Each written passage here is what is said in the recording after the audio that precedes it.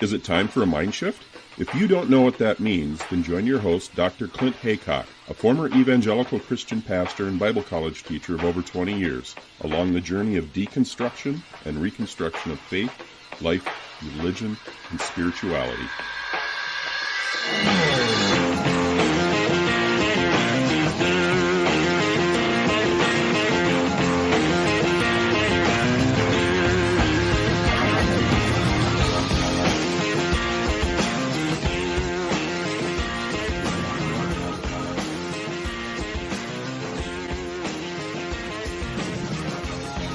I'm super happy to welcome Cait West to the show. Welcome, Cait, to Mindshift Podcast. Thanks for having me. I'm really excited to talk today.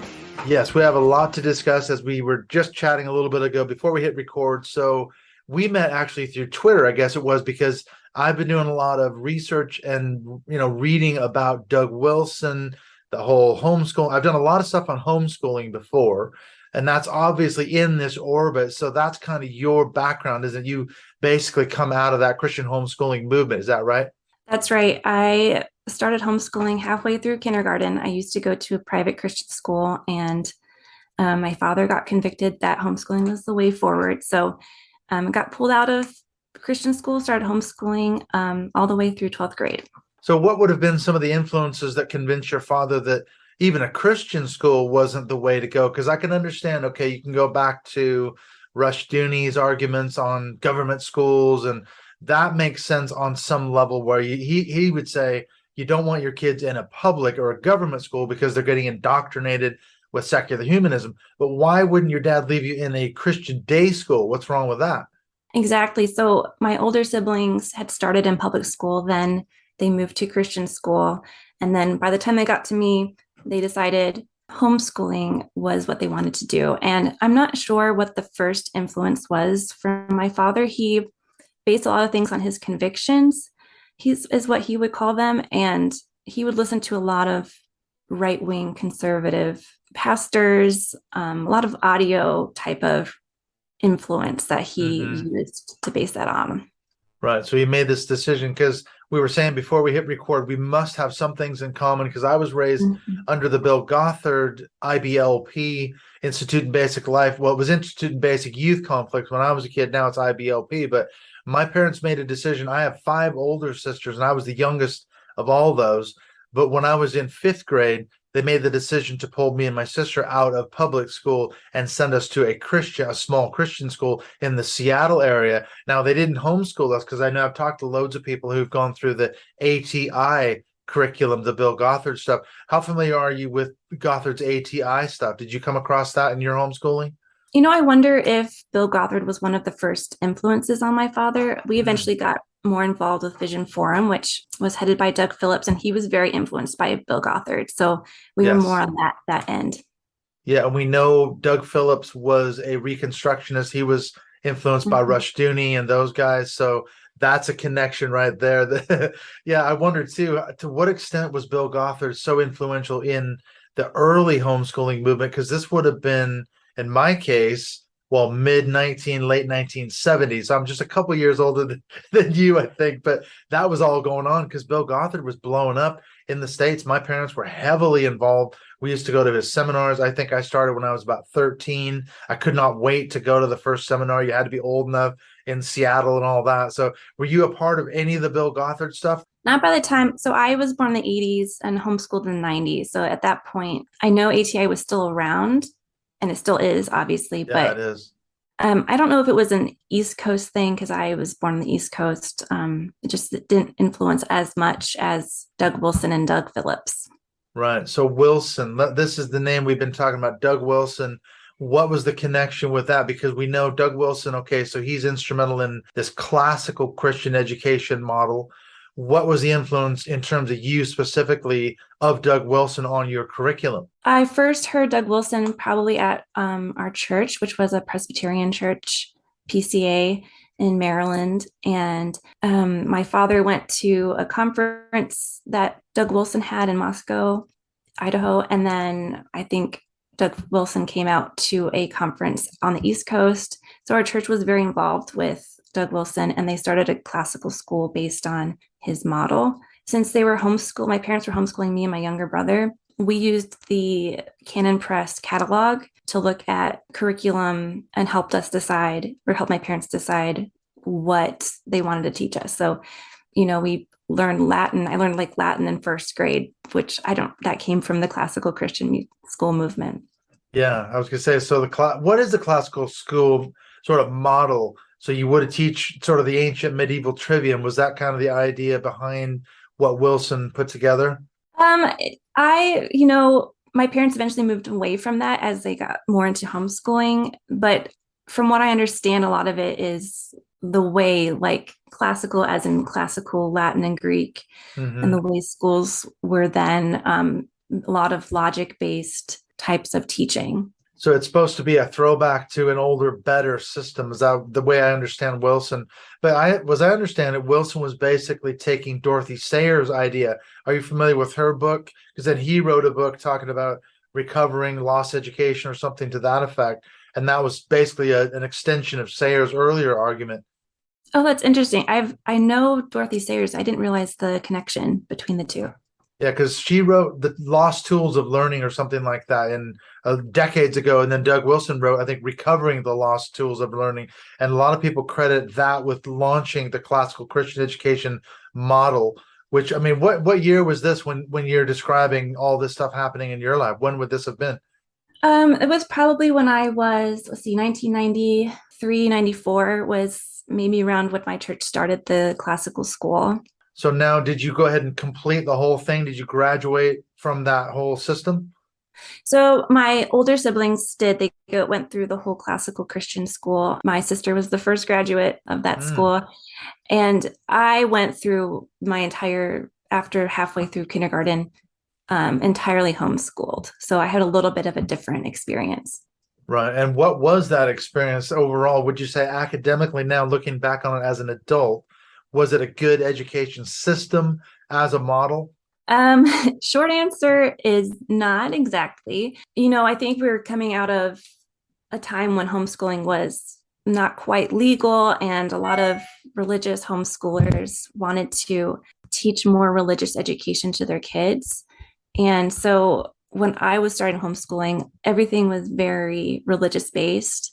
There wasn't any other really options to homeschool. Mm-hmm.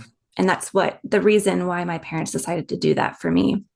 Right. I was going to say, did your parents have any connection with the Homeschool Legal Defense Association, HSLDA? I don't know. We had direct contact with them. That was very much a name that we knew. We knew that they were fighting. I was told they were fighting for our rights to homeschool. Mm-hmm. Yeah, fighting the battle in the culture. Right. So your parents weren't a part, because you'd have to be like a dues-paying member of the HSLDA. As I understand it, I've talked to Ryan Stoller. I don't know if you're familiar with him. Mm-hmm. He from the Homeschoolers Anonymous blog and that kind of thing. He was telling me that basically it's kind of like a legal protection for homeschooling families, isn't it? You pay your monthly dues to the HSLDA, and if you do run into trouble with your local state, city, town, whatever authorities, they will go to bat for you, as you say, fighting in your corner to protect the rights of homeschoolers. Right. If I could, I would ask my parents to see if they actually did pay those dues. I'm not sure they did. Right. So what was it about your education, though, that you say now, looking back on it as an adult, it wasn't complete? Because there's been a mixed bag, isn't it? On some level, you could say, okay, as a homeschooler, you have more attention spent because there is no classroom. There's not 20 or 30 learners. It might be 1 or 2 or 3 with your mom or dad. You've got devoted huge amounts of time to study, and you can get really far ahead academically. But then it's not necessarily on the social level. You're kind of in a bubble. What was your experience of homeschooling? In the beginning, I really enjoyed it. When I was, elementary age, my mother was really involved with what I was learning. We did a lot of field trips and nature walk. She taught me how to read and all these basic things that I really enjoyed, and I enjoyed learning. And I also had struggled in the Christian school that I went to for a few months with making friendships, and I just have always been kind of a quiet person, and struggled on the social aspect of being a kid. So I kind of thrived in that environment at first, where I could have a lot of quiet time. I could read a lot. I didn't think anything bad about it, except that I missed seeing people sometimes. Mm-hmm. Yeah, the social aspect. Right. And as I Yeah. got older, I think it was more difficult for my mom to teach me higher level classes. And so it became more of here's some books we got from Abeka or Christian Liberty Press and read those and then take this test. And then sometimes it was here's the answer book to the test, grade your test. So by the time I was in high school, I was teaching myself and grading my own paper. I didn't write papers, my own tests. And it was difficult and very unbalanced because I don't know if you're familiar with the Becca curriculum, but Yeah. it was a little bit, well, maybe a lot racist and didn't include complete parts of history and science. Right. Was it like a young earth creationism and all that kind of thing? Exactly. Yeah. Yeah. So are they using like Ken Ham's stuff for some of the curriculum? Or Oh people like yeah, that? I went to see Ken Ham and learned Oh how yeah. to talk to people about were you there when the earth was created? Oh man. So right, you're getting on the one hand an incomplete education, but it's certainly got a bias to it, doesn't it? I mean, they're going to push that young earth creationism and creation science and those kind of things. So yeah, that could be problematic from an academic point of view. What did it do after you left high school? Did you try to go on into higher education? So this is where my family's involvement with the Christian patriarchy movement really hit home for me because we were part of, I don't know if you've heard of the stay-at-home daughters. Yes, I have. Vadi Okay, so Bakum. Yep. I know yeah. a little bit about it. I've researched it. Okay. So I was a stay-at-home daughter until I was 25 when I got out. And that meant I stayed home. I did not go to college because it was not useful for me. I was going to become a wife and mother. So why would college be important? And not allowed to have a job, not allowed to really go anywhere by myself. So it's very isolating in that aspect. So you've got the stay-at-home daughter. To what extent is that linked to the sort of evangelical purity culture? Because obviously there's got to be a correlation. Would it have been like the courtship model? You're going to be a virgin on your wedding night. If you did find someone to, let's say you were interested in, he'd have to court you, I guess, with your parents' permission. Is that kind of how the model worked? Exactly. We had a very strict form of that. My father would probably say that overall evangelical purity movement was too liberal because Right. Too loose, huh? yeah, Oh, it's too man. loose because it still had emotions involved. So he Oh, was big on this idea of emotional purity. So you're not supposed to have any feelings for someone until you're betrothed to get married. So wow. yeah, that will do something to your head. It will, yeah, because some of the articles I've read about the stay-at-home daughter movement, some of these women, by the time they do get out, they don't even have a driver's license. They have no Mhm. real marketable skills to get a job. What was your position as you said you were 25? Did you get married or did you just finally have enough and get out? How did you get out? It's a very long story, which is why I'm writing a book about it. I was able to teach piano lessons to other homeschool families and save money that way. And over time, I started understanding that something was very wrong in my family and that I was not doing well mentally. And eventually got out with that resources. And also, I got married right after that with somebody who understood where I was coming from and was like an emotional support as I was leaving. So it's a very Right. complicated story. It took a lot of time and processing and a few people being supportive that I was able to get out because otherwise very financially restricted in that movement Mm. as a woman. So who are the proponents of the stay-at-home daughter movement? We mentioned Dr. Vadi Bakum. Who among the other figures would you have, like I guess your dad would have used as resources for that movement? Right. The Vision Forum, which was a company that produced curriculum and toys and books for the homeschooling world, they were a big proponent of the stay-at-home daughter movement. So Vodi Bakum was a part of that. He spoke at Vision Forum events, and Doug Phillips was the one who ran Vision Forum, very problematic person. And our pastor at that time, when I was a teenager in Colorado, was Kevin Swanson. And I don't know if you're familiar with him, but he was the leader of the Christian Home Educators of Colorado for a time. Right. So these are the figures that would have, loomed large in that stay-at-home daughter movement. Looking back on it now, from a sort of religious trauma syndrome perspective, how would you say it affected you as a young woman growing up in that system? Very stunted, very isolated, total lack of autonomy and sense of identity. So everything was, all parts of my life were serving my father and then working to be able to serve a husband. So it had nothing to do with who I am as a person, what I like to do. For instance, if I learned math, it was so that I could help my husband someday with calculating the bills or whatever. Mm-hmm. So everything was geared towards men. And so, feminists were the ultimate evil. And being a woman in that kind of misogynist culture, you start to hate yourself. Mm-hmm. And it's just really destructive. And I was very depressed and had a lot of anxiety, and getting out of it was difficult. And then some of that PTSD kicked in. You think that you're escaping, but then it gets worse a little bit for a while. So what happened to Doug Phillips? And we know Vision Forum's gone. You mentioned he was very problematic. The whole thing kind of ended in a big scandal, as I understand it. Right. There were allegations that came out of him being a sexual abuser of a woman who was living, I believe, with his family at the time as a nanny. And that eventually, I think, ended in some kind of settlement. But Vision Forum at that point was over. A lot of people who were proponents of Christian patriarchy and stay-at-home daughters disowned him and acted like it had nothing to do with the theology or the ideology. It was just that one bad person. Mm-hmm. And that was really frustrating for me, because I can see the lines of, you create this hierarchy where a man is the ultimate power, and then they abuse that power, but then the people don't make that connection. The imbalance of power is where that problem starts. So what's the Doug Wilson part in all this? Okay, so he starts this classical Christian education model, but we also know he's a major, major proponent, big figure in the Christian patriarchy movement. What was his role in all of this story? So Doug Wilson has always been very outspoken about patriarchy. Even before we heard of Doug Phillips, I can remember I've known Doug Wilson's name pretty much.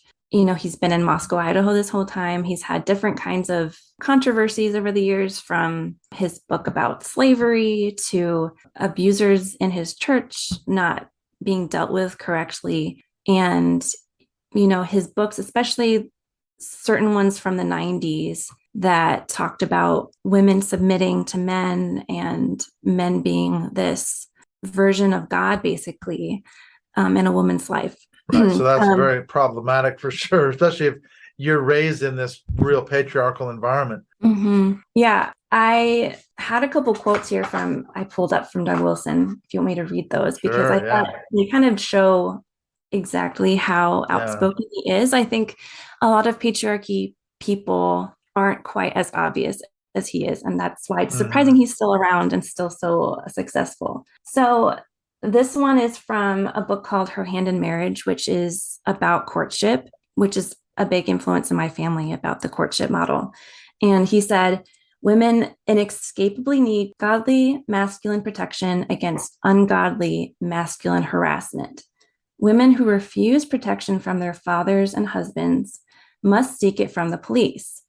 But women who genuinely insist on no masculine protection are really women who tacitly agree on the propriety of rape. Yes, and I've heard that quote before. It's very disturbing. It really is, because it just shows that women can't have their own identity within that movement, within that church. They have to be controlled.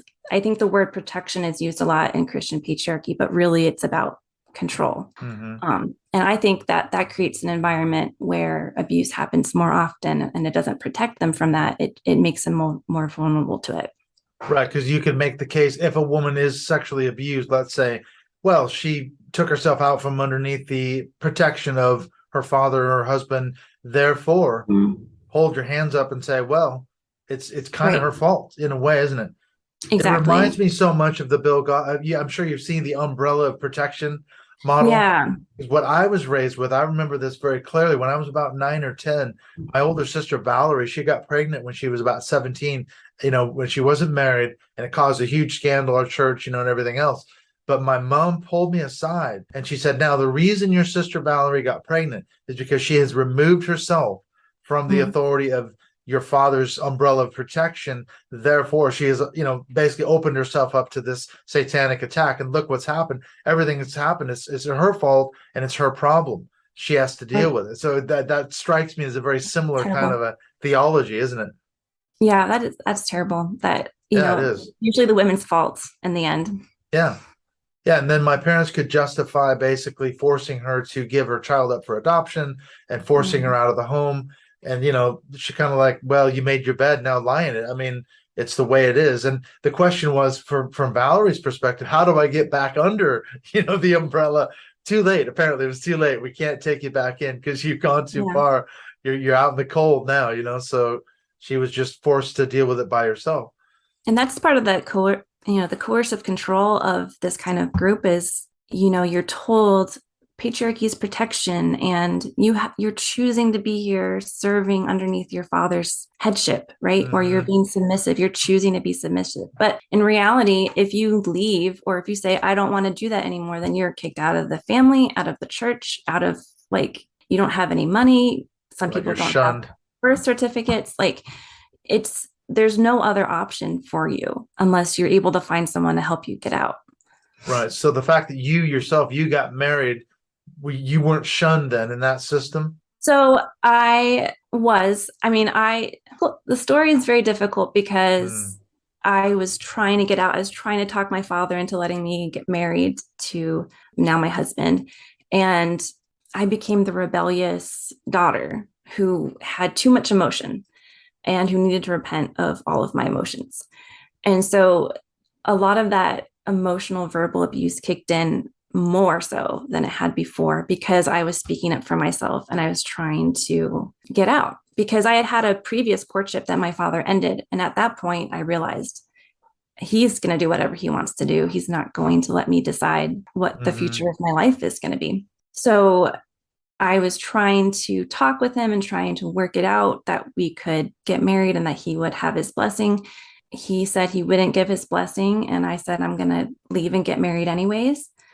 And at that point, I think if it was up to my dad, I think he would have just never talked to me again. But my husband's family, I think, talked him into going to the wedding and being a part of that, at least on the outside, And I tried to keep a relationship with him for a few years after that and trying to make it work. But he wanted to pretend like nothing had ever happened, like he was the greatest dad of all time. He was saying he was proud of me for going to college, which was a complete lie because he told me I shouldn't go to college. Right.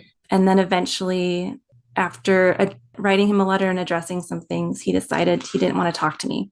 So I've not been in contacted with him for quite a while now. Right. So he cut off a relationship with you. You didn't decide, hey, I'm going to cut it off with you, Dad. Right. Yeah. He decided he didn't want to talk to me anymore. And what was his final reason for saying, I'm cutting you off, Cait, I'm done now? You're too far out from underneath my umbrella, but you're married. I mean, you're under your husband's umbrella. What's the problem? I started talking online about what happened to me, and I was interviewed by the Christian Post, and that kind of sparked his rage. Because you're not supposed to talk to outsiders about what's happened in the family. Right. So as I understand the model, then as a girl grows up, she's under to use Gothard's metaphor, the umbrella of protection of her father. Then there's the courtship and everything else, at which point she gets married and then passes underneath the umbrella, as it were, of her new husband. So at no point is she out from under the protection or the authority of her father than her husband. Is that how it's supposed to work? Exactly. And so, the language is always positive. They use words like protecting and headship, but really it's, you feel like your property being transferred from one man to another. You don't really have much of a say in that at all. Mm-hmm. And I think Doug Wilson is very much on that side of belief.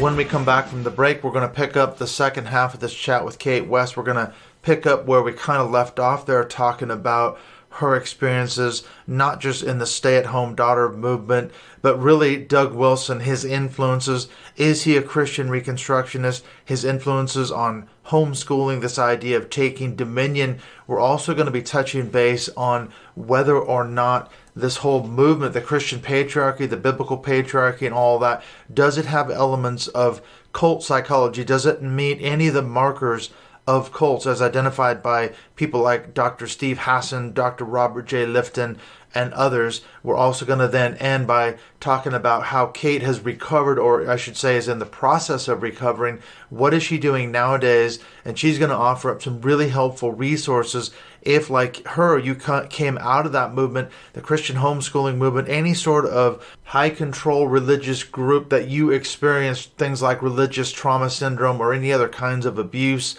You can tell your story, and she's part of an organization, and she's going to give you the links to that. So some really good stuff coming up in the second half. I just wanted to mention, though, before we get back into the chat with Cait, that I've been doing a ton of work, as I mentioned already, on Doug Wilson. This is the second episode. Coming up next is a part 3 looking at the many scandals that have been attached to Doug Wilson over the decades. Yes, you heard that right. It's not just a couple here and there. It's the decades going back for literally years and years and years.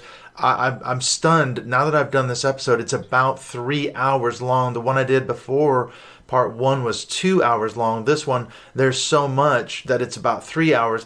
And believe it or not, there was a couple of scandals that just erupted just in the last couple of weeks. Doug Wilson does this thing, something called No Quarter November or something like that, and he got involved in yet another scandal just in the month of November. I just didn't have time to get into it in that episode.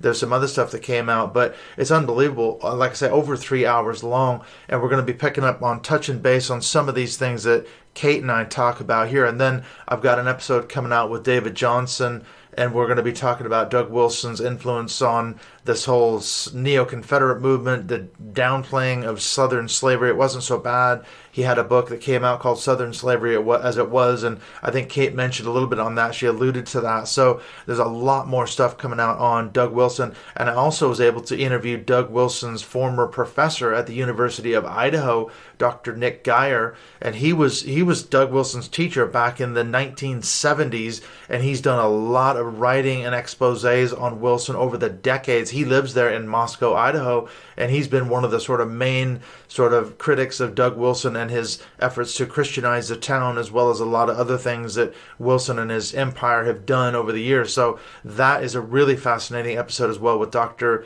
Nick Geyer. And then I've got one more coming out, maybe 2. We're going to talk about these people, the dude bros, the beard bros, I don't know what you want to call them, but these are men that have been in the Doug Wilson orbit. They're now the second and third generation people who are going out and pushing, taking his sort of biblical patriarchy, his Christian patriarchy movement to another level, to a whole new audience. And they're finding a massive audience, and it's really, really disturbing where these guys are going, and they're taking this toxic theology. So there is a lot more stuff coming out. We're going to take a little bit of a break for Christmas, but I think I might just release the one about the many scandals of Doug Wilson before Christmas, and then we'll come back with that episode with David Johnson after the break.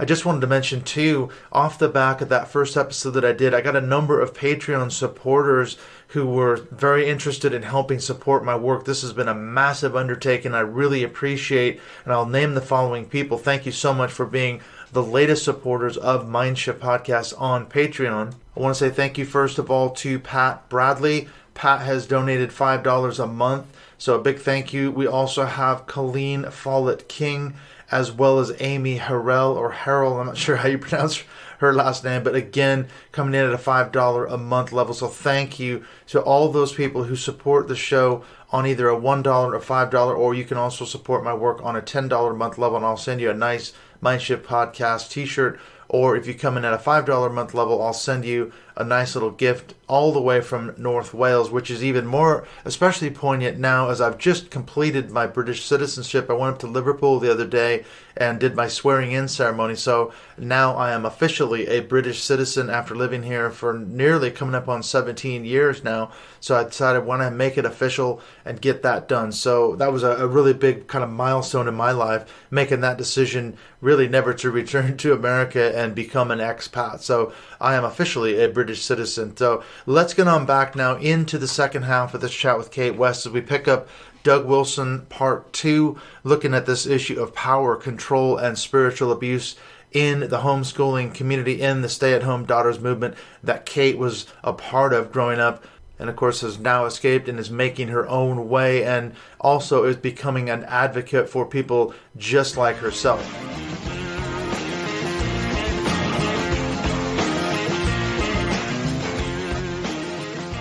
Right. So we know, okay, what we were saying earlier. So Doug Phillips was a Christian Reconstructionist. Doug Wilson is sort of a second generation, slightly softened version. He's not as hardcore as guys like Rushdoony were. But one of the things I understand about Rushdoony's vision for Christian homeschooling was that that was a vehicle by which Christians would ultimately take dominion. And so this whole system plays into, it's a generational vision. It's going to take, maybe hundreds of years even. Did you come across any sort of that dominion theology type thinking in your curriculum? Oh, yeah. 1 year, all my history was just listening to Rushdoony's audio tapes. Oh, really? So it was direct. How exciting. In the bloodstream indoctrination. Yeah, straight in. And, Doug Wilson, I would say that he is very much a Reconstructionist. Even if you go on his church website, it says that they want to make Moscow, Idaho into a Christian town. Yeah, so he very much wants to make Christianity the religion of the land. Mm-hmm. Yeah, he's certainly trying to take over Moscow, and then maybe from there the wider world. I mean, as I look at Doug Wilson, he's got like this sprawling empire. He's got all sorts of media arms and colleges, seminaries, stuff that he's founded. He's now replicating his teaching. People are going out and planting churches in the CREC model or in that denomination. So he's got second and third generation now of men and women who are going out and living out his sort of theological worldview. But that didn't happen to you, though. You got out. Eventually, yeah. I mean, I was very much into it for so long, and I didn't have access to outside information. So it was everything I knew. And it took just a few people saying, "Are you okay?" Or like, for instance, my brother left really young. He joined the army. And when he got married, his wife was confused. She had not grown up Christian. And she was like, "What is happening? I don't understand." And so in my brain, I was in my 20s thinking, that's interesting. She thinks this is weird. And this is my entire life. Right. So then you start thinking, and, it takes years to process all of that. Eventually, I had access to the internet in my 20s, and I started reading online stories of people who had left. And Homeschoolers Anonymous was a big part of that journey for me. So without that, I don't know, I probably would still be stuck there. Yeah, it's a system. I mean, as you're talking, I can't help but draw parallels to the world of cult psychology.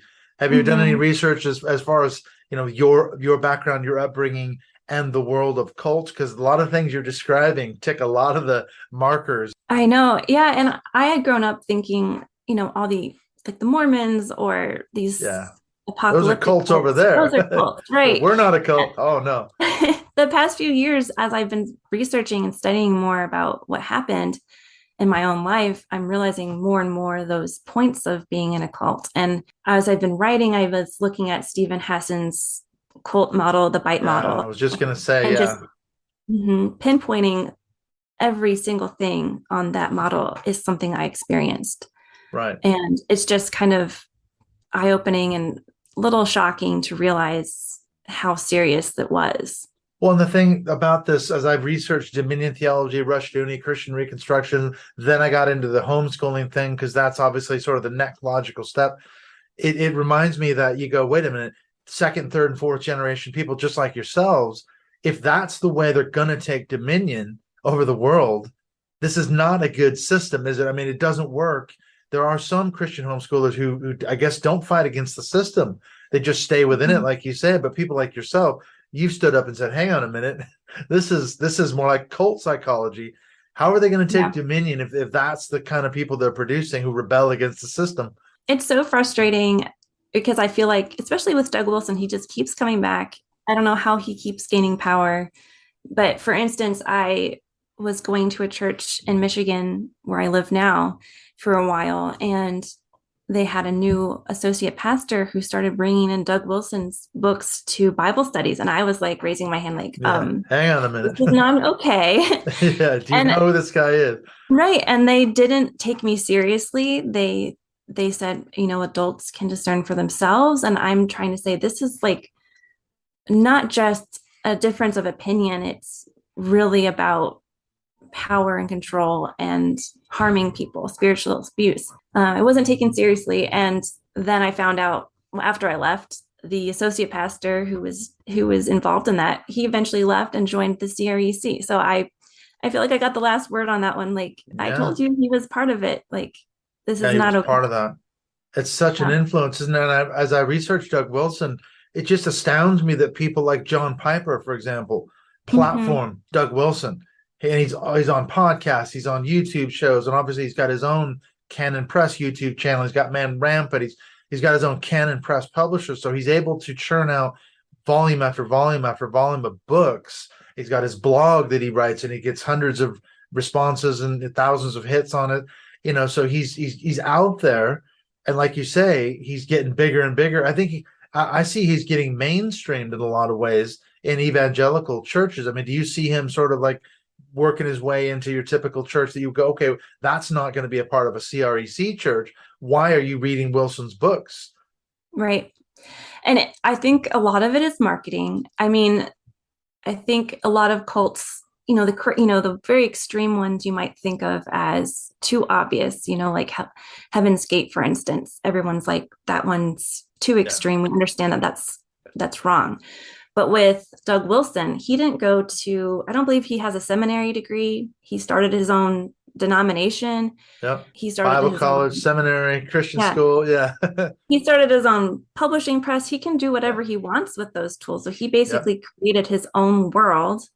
And then he's very good at marketing that, and he makes it look very shiny and high production. The content he's making now is very good production in terms of it looks really professional. Yeah. I just watched the Even Exile, they call it a documentary. It looks like propaganda to me. So I think Christians who want to follow what they call traditional gender roles or the traditional family, they're going to see that and say, oh, this looks really appealing. This looks like a legit person. He has the same values as I do. And then they get sucked in, and then they don't realize the more damaging aspects of that until they're too far in. It's too late. So would you say, looking at Doug Wilson's empire up there in Moscow, is he running a cult, basically trying to take over the town? And like you said, all these tools that he's got, media outlets all over the place. Is he running a cult? What's he doing up there? I think with Christian patriarchy, it's all about power and control. And that's what I understand cults to be about as well. I think if you went through the list of the Bite model and looked at what's really happening there, I haven't been to that church myself, but the stories I've heard from survivors who've come out of that church and who've talked about the abuse they've experienced there, I would say that there's a lot of check marks on that cult list of what Christ Church is doing. Yeah, I was going to say, that's the thing, is that there's a continuum. That's another aspect of the Hassan model, isn't it? Is that he talks about a spectrum of influence. Some cults are more destructive, obviously, like you say, Heaven's Gate, Jonestown, Om Shinrikyo. They're not, they're out dropping sarin gas on the subways in Tokyo. They're killing people. But Doug Wilson's group, they're not killing people. They look like they're well-dressed and they live in nice houses and run businesses and everything. So on the face of it, it looks good. Welcome to Moscow. Move to Moscow, Idaho. And a lot of people are doing it, actually moving to Moscow to be a part of whatever Doug Wilson's got going on up there. But then you hear on the back end, it could be a destructive cult in that you're damaging people's lives. You're shunning people on the back end and all the other abuses that we know about from that church. So yeah, I look at it, think there's a lot of destruction going on a relational level, personal level. Yeah. And if you're a straight man, you're going to benefit from the system, but everybody else, women, people, LGBT people, children, are going to be the ones who suffer in that kind of a system, and they don't have a voice in the system. So unless they mimic or mirror what the men are saying. So it's not a safe place for anybody but those men who are in power. It's true. And we also know the other aspect I've uncovered is the nepotistic aspect of it. I mean, that's another thing. Nepotism. Wilson's a master of putting, Yes. brothers and sons-in-laws, and he's got all these people running different aspects of his empire, and he can Mhm. maintain control through nepotism and cronyism and all that. So that's another sort of red flag, I think, that I've seen. Yes. His son, all three, I believe he has three children. I think all of them are still there in Yep. Idaho. His son-in-law runs the college that he started. His daughter, Rebecca Merkel, is the one who hosted Eve in Exile, which is Hmm. one of their newer films. And I was watching that and realizing how much she sounds like her father, like a lot of the way, the snarkiness, the sarcasm, there's an elitist aspect to it. Like we're a little bit better Christians Hmm. that her father has always been known for. And Right. I could detect that in the way she was talking about other women. And that was really troublesome that she's just continuing what he's Hmm. always preached. Right. And we know there was a big feud between him and Rachel Held Evans a few years ago about that. You read that quote. We didn't really get into it, the propriety of rape culture, because that's Mm-hmm. another thing that Wilson's been accused of in this patriarchal system. His argument, essentially, as I understand it, is, and this is what she took him to task over, you're saying if a woman is quote unquote unprotected, then if she gets raped, it's on her. And that's kind of her fault. And he went on this long rant. I never said that, because he does that. That's the thing about Wilson, is he'll say these inflammatory things. Somebody will call him out on it, and he'll attack and he'll obfuscate, and that's kind of his MO, isn't it? Yeah, and the people who follow him as well, you might criticize something and they're very quick to jump on. You don't understand him, you're Mm-hmm. being overly critical, you're just looking for words out of context. But there's a lot of evidence to show that he's a problematic leader. Yeah, Um, on a lot of levels. it's Yeah, we're not cherry picking quotes. no, It's one or his two things. Yeah, entire there's thing. there's loads of stuff. Yeah, and I'm detailing a lot of that in this episode that I'm doing with Wilson, going through the scandals and then looking at the people in his orbit, people like Bauckham and Brian Sauve and the manosphere and all this stuff that's going on now.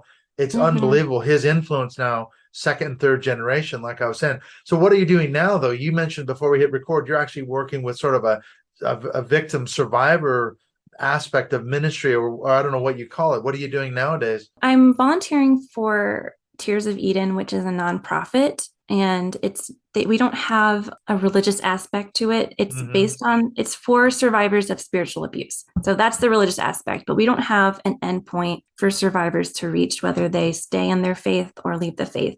We want to be there to support them with resources, and we have a support group, and I am on the editorial board, so I help survivors tell their stories and we publish them on our website.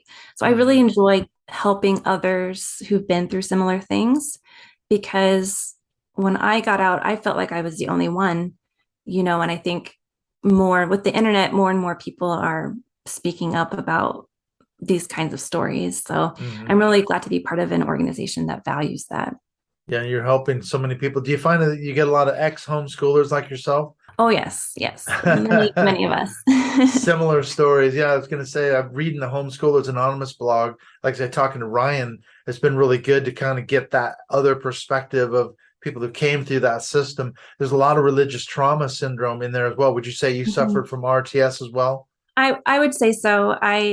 When I was looking for a therapist, I found someone who specializes in religious trauma, which I understand is pretty rare. It is. Hopefully getting more people are becoming more aware of it. But yeah, definitely had a lot of PTSD symptoms, especially surrounding church or just religion in general. So yeah, therapy has helped a lot with that. But just having a Yeah. name for it's really helpful. I was going to ask you, so what are some of the biggest aspects of your recovery? Because I've talked to loads of people with RTS, including myself. I would say therapy is one of the biggest ones. What about education? What's the role of education? As you say, being able to name the things that happened to you. How has Mhm. that helped you to recover? Just being able to describe what I was experiencing as something that's real. I think with Mm-hmm. spiritual abuse, it's invisible to a lot of people, and you don't have outward signs like you would with physical abuse necessarily.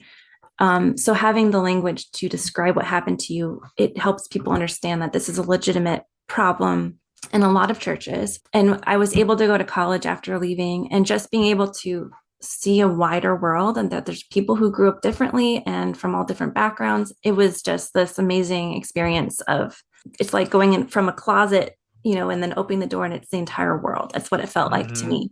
So That's true. It was amazing for me to be able to do that and to feel like I can make choices on my own, which is also scary, but I'm learning to be better at that. It's true. Those of us that grew up in those repressive religious environments, something that Robert J. Lipton said that really struck me in his book on thought reform and the psychology of totalism. It's like getting out of a prison cell. You've been in prison for pretty much your whole life. The world, though, has moved on since you've been in this prison, and you're like, oh my gosh, I've got to completely reorient myself and educate myself and reinvent myself in a lot of ways. I mean, do you feel like this is something that, I mean, as a person who was raised in a religious environment, I didn't have a real identity. I only ever had the religious identity. So who is Cait? Who is the person that you're becoming? Is that the journey you're sort of on now? Yeah, I would say so. It's like separating myself from the negative aspects of my past, but I can't completely, I think at first I tried to just forget and move on and create this whole new person, but that didn't work. I went to college I wanted to study fiction writing because I liked making up things. And then I just kept coming back to my story and writing nonfiction. So that's been a journey of just writing my own story and just being a storyteller and being able to share that with other people and help other people tell their stories is a big aspect of who I am today. And I can't take out the whole past, that's brought me to where I am. I really love reading and books. And so in the daytime, I work for a book publishing company. I love working with authors. So, there's all these aspects of my life. It feels more complex than just my goal is to become a wife and I'm going to be the best wife possible. So I feel like there's lots more aspects to my life now, and I can explore things I'm interested in, and doesn't have to have some everlasting meaning for me to want to do it. Right. How's your Latin? Is that something you still use? I just do the Amoa Masamat one. That's all I know. I forget everything else. I guess I find that so strange that why would you need to learn Latin? I mean, back in the medieval times, that was sort of the language of scholars. I mean, if you went to country after country, you could get by speaking Latin to other scholars. It made sense, and that's what all the academics and theological books were written in. But now, why do you need to learn Latin? I was told that it was to help me understand English better because some of the roots of English words are Latin, but that's true. That's partly true, but there's all sorts of other languages that impacted English. So I don't know why just Latin. Why just Latin? It's a thing, isn't it? I mean, I would say when I studied Greek in Bible college and seminary, learning Greek helped me learn English better in a weird way, because then I had to parse, break down verbs and nouns and all the grammar. I learned English grammar a lot better when I was translating Greek, so there is an argument to be made, I suppose, for learning a dead language, but that's like in the rarefied air of academics, so yeah, crazy, especially world. For a 6-year-old. I think maybe when you're older. Yeah, maybe a little bit older. When you're in, you're a teens or adult, and even then it's hard to make a case for it. Well, now, how can people find you if they wanted to get? You said you have a blog, I think you said. Now, how can people find you? Where's your sort of best place to find you on social media? Right. So my website is caitwest.com. That's CAITWEST.com. And then I'm on Instagram, Twitter, and TikTok, and my handle is @CaitWestWrites. So I try to post there pretty regularly, especially as I'm gearing up for my memoir, trying to reach the people who want to read it. So you can find me there. And then how can people find, so you mentioned that organization you volunteer for, how can people get a hold of that if they want to pursue more sort of resources down that line? Yeah, if you want to send me a private message, if you'd like to share your story on Tears of Eden, send me a message on Instagram or Twitter, and I can send you the resource link to how to get started writing your story. You also can follow the Uncertain podcast, which is where our founder, Catherine Spearing, hosts interviews about spiritual abuse. So that's how I found them to begin with. So that's a great starting place, is to listen to the podcast. Right. Some really good resources. I mean, that's a key thing, is like we say, education's huge.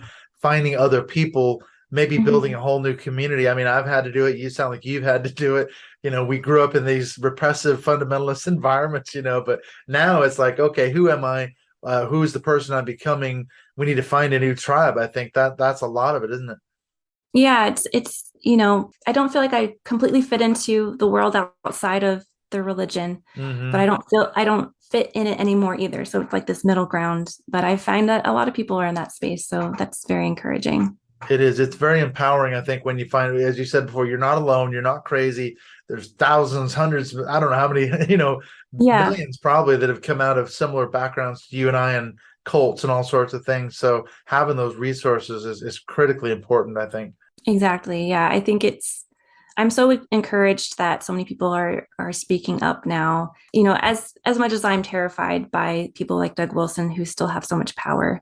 But I think with the internet, people are speaking up, and especially women who've been abused in these scenarios. And so I'm really proud of them, and I'm really grateful that there's so many of us who are trying to make a difference. Yeah, that's true. Well, you're definitely making a difference. Thank you so much, Cait, for taking the time to talk to me. I've really enjoyed meeting you and kind of comparing a little bit of stories. So thank you so much. Yeah, thank you for having me.